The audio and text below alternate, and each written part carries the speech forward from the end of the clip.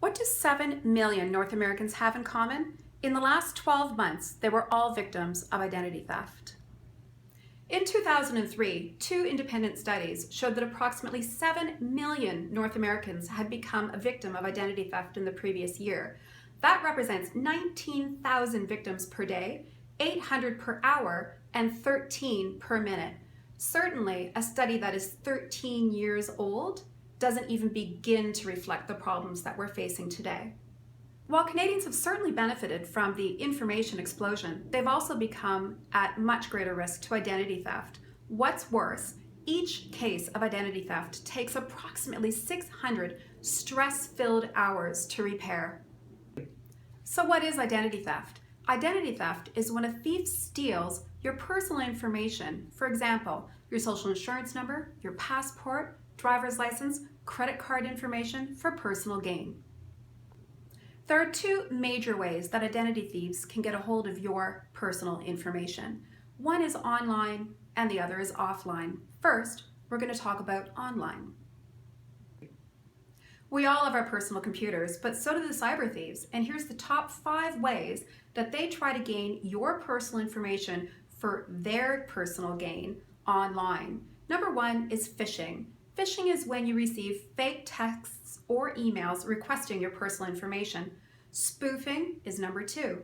That's where they link to fake websites, either via text message or email.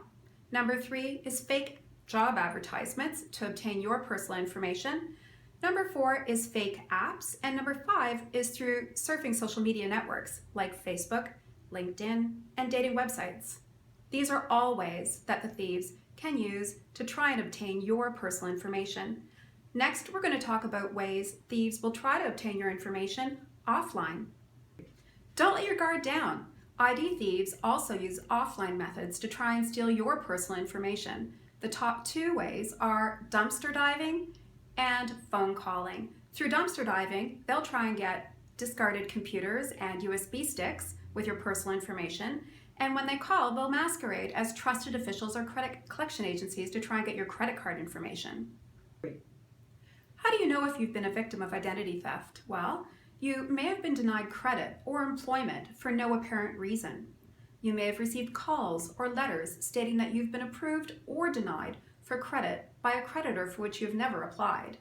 You received bills for a credit card, utility, or telephone statements in your name for which you never applied. So how can you avoid becoming a victim of identity theft? Here's a few of my favorite ways. First, don't accept friend requests from people you don't know. Make sure that the privacy settings on all of your social media accounts are tight. Avoid geotagging photos. Don't click on suspicious links in messages or emails.